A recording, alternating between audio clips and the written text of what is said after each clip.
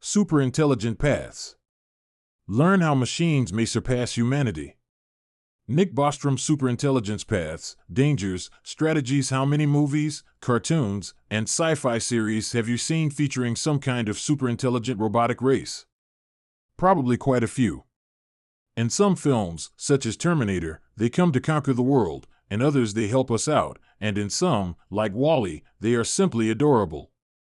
Of course, these robots are fictional, but will they always be? Will the future bring superintelligent AI? And if it does, what will they look like, and when will they appear? In Superintelligence, we learn about the journey toward AI so far, where we might be going, the moral issues and safety concerns we need to address, and the best ways to reach the goal of creating a machine that'll outsmart all others. History shows that superintelligence, a technology more intelligent than any human being, is fast approaching. Topic 1. History shows that superintelligence, a technology more intelligent than any human being, is fast approaching. What fundamentally sets us apart from the beasts of the field? Well, the main difference between human beings and animals is our capacity for abstract thinking paired with the ability to communicate and accumulate information. In essence, our superior intelligence propelled us to the top. So, what would the emergence of a new species, intellectually superior to humans, mean for the world? First, we'll need to review a bit of history. For instance, did you know that the pace of major revolutions in technology has been increasing over time? For example, improving at the snail's pace of a few 100,000 years ago, human technology would have needed 1 million years to become economically productive enough to sustain the lives of an additional million people. This number dropped to 2 centuries during the agricultural revolution in 5000 BC, and in our post-industrial revolution era, it shrunk to a mere 90 minutes. A technological advancement like the advent of superintelligent machines would mean radical change for the world as we know it. But where does technology stand at present? We have already been able to create machines that have the capacity to learn and reason using information that's been plugged in by humans. Consider, for example, the automated spam filters that keep our inboxes free from annoying mass emails and save important messages. However, this is far from the kind of general intelligence humans possess, and which has been the goal of AI research for decades. And when it comes to building a superintelligent machine that can learn and act without the guiding hand of a human, it may still be decades away. But advancements in the field are happening quickly, so it could be upon us faster than we think. Such a machine would have a lot of power over our lives. Its intelligence could even be dangerous, since it would be too smart for us to disable in the event of an emergency. The history of machine intelligence over the past half-decade has had its ups and downs. Lesson number 2. The history of machine intelligence over the past half-decade has had its ups and downs. Since the invention of computers in 1940, scientists have been working to build a machine that can think. So, what progress has been made? One major advance in artificial intelligence, or AI, are man-made machines that mimic our own intelligence.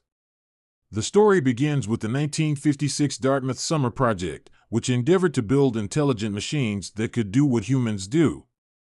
Some machines could solve calculus problems, while others could write music and even drive cars.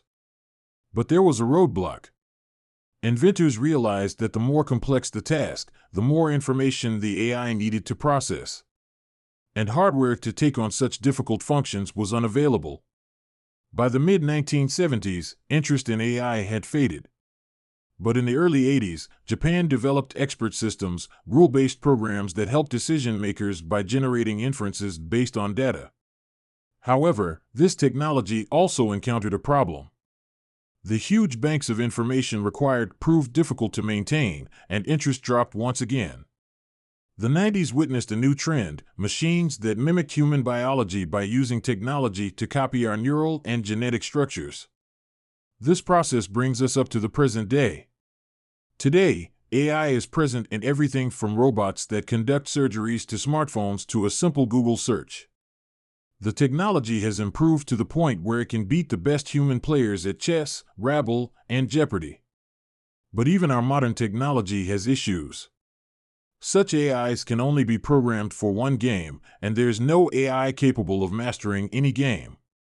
However, our children may see something much more advanced, the advent of superintelligence, or SI. In fact, according to a survey of international experts at the Second Conference on Artificial General Intelligence at the University of Memphis in 2009, most experts think that machines as intelligent as humans will exist by 2075 and that superintelligence will exist within another 30 years.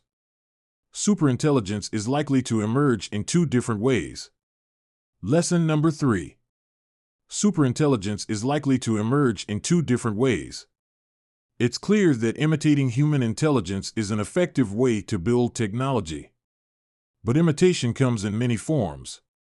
So, while some scientists are in favor of synthetically designing a machine that simulates humans, through AI for instance, others stand by an exact imitation of human biology, a strategy that could be accomplished with techniques like whole brain emulation or WBE.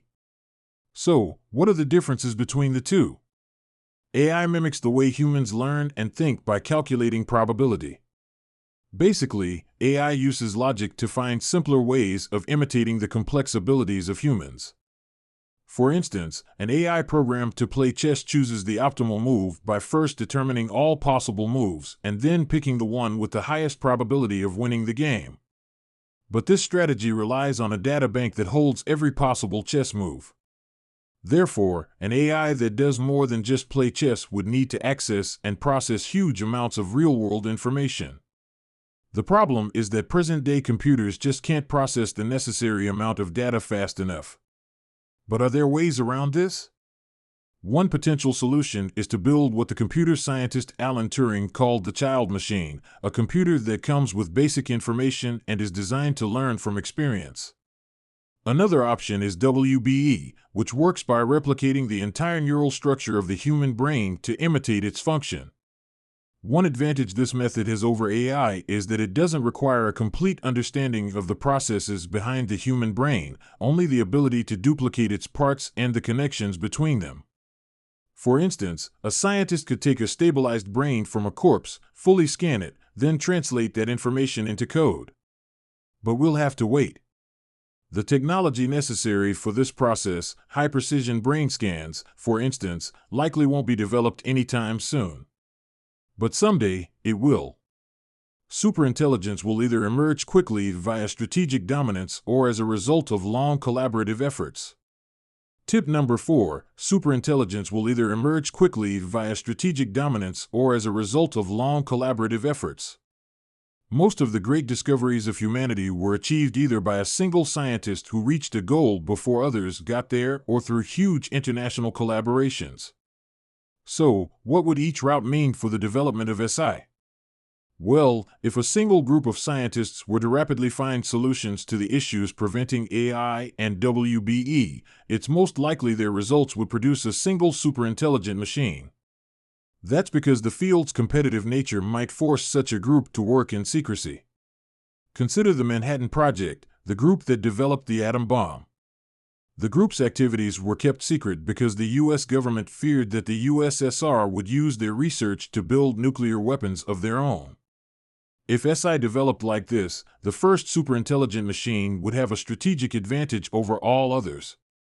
The danger is that a single SI might fall into nefarious hands and be used as a weapon of mass destruction. Or if a machine malfunctioned and tried to do something terrible, kill all humans, say, we'd have neither the intelligence nor the tools necessary to defend ourselves. However, if multiple groups of scientists collaborated, sharing advances in technology, humankind would gradually build SI. A team effort like this might involve many scientists checking every step of the process, ensuring that the best choices have been made. A good precedent for such collaboration is the Human Genome Project, an effort that brought together scientists from multiple countries to map human DNA. Another good technique would be public oversight, instating government safety regulations and funding stipulations that deter scientists from working independently. So, while the rapid development of a single SI could still occur during such a slow collaborative process, an open team effort would be more likely to have safety protocols in place. We can prevent unintended catastrophes by programming superintelligence to learn human values. Lesson number 5. We can prevent unintended catastrophes by programming superintelligence to learn human values. You've probably heard it a million times, but there is some wisdom in being careful what you wish for. While we may be striving to attain superintelligence, how can we assure that the technology doesn't misunderstand its purpose and cause unspeakable devastation? The key to this problem lies in programming the motivation for SI to accomplish its various human-given goals. Say we designed an SI to make paperclips. It seems benign, but what's to prevent the machine from taking its task to an extreme and sucking up all the world's resources to manufacture a mountain of office supplies? This is tricky, because while AI is only motivated to achieve the goal for which it has been programmed, an SI would likely go beyond its programmed objectives in ways that our inferior minds couldn't predict. But there are solutions to this problem. For instance, superintelligence, whether it be AI or WBE, can be programmed to learn the values of a human on its own.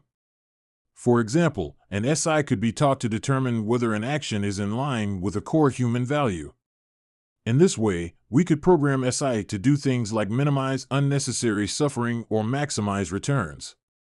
Then, before acting, the machine would calculate whether a proposed action is in line with that goal. With experience, the AI would develop a sense of which actions are in compliance and which aren't. But there's another option. We could also program an AI to infer our intentions based on the majority values of human beings. Here's how. The AI would watch human behavior and determine normative standards for human desires. The machine would essentially be programmed to program itself.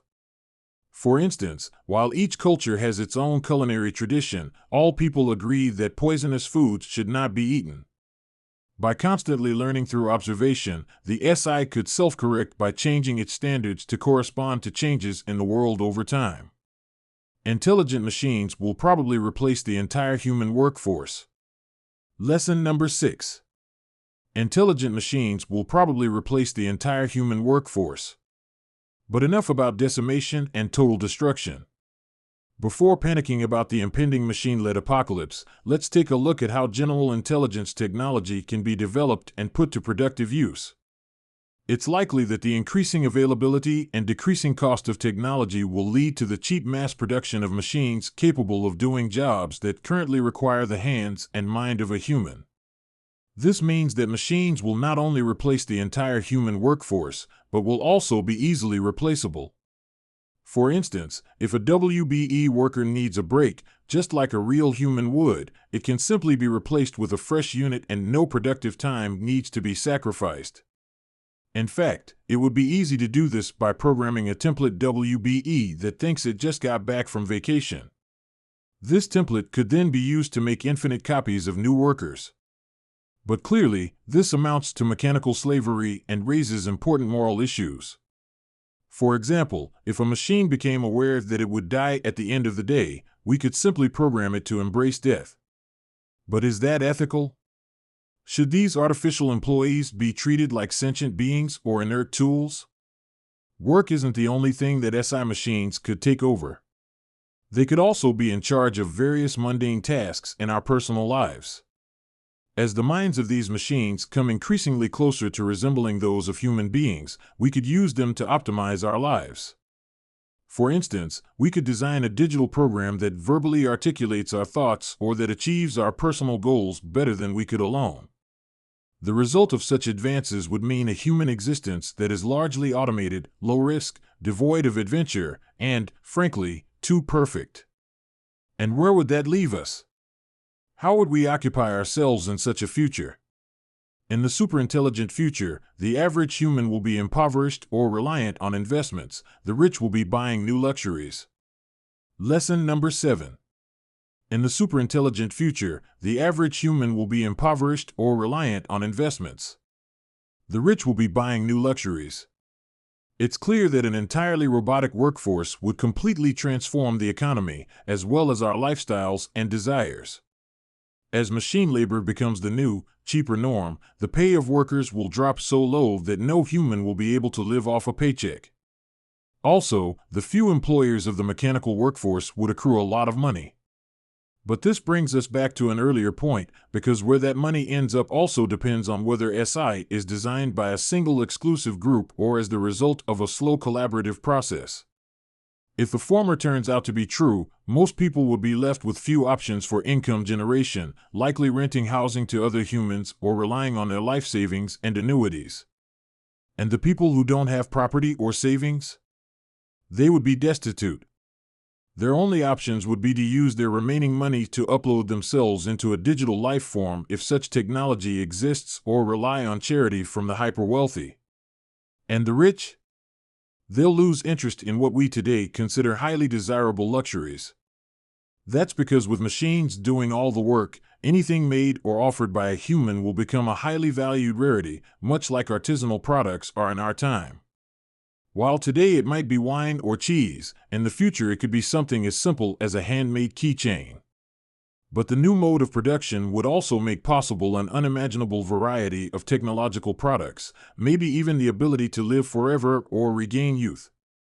Before we continue, please be sure to subscribe to our channel. Your support is appreciated. So instead of buying yachts and private islands, the wealthy might use their money to upload themselves into digital brains or virtually indestructible humanoid bodies. However, this scenario assumes that the superintelligent worker robots will not rebel and try to destroy human society. Therefore, whatever route we follow with SI, safety will always be key. Safety must be a top priority before superintelligence is developed. Lesson number 8. Safety must be a top priority before superintelligence is developed. It's clear that the development of SI comes with a variety of safety issues and, in the worst-case scenario, could lead to the destruction of humankind. While we can take some precautions by considering the motivation for the SI we build, that alone won't suffice. So what will?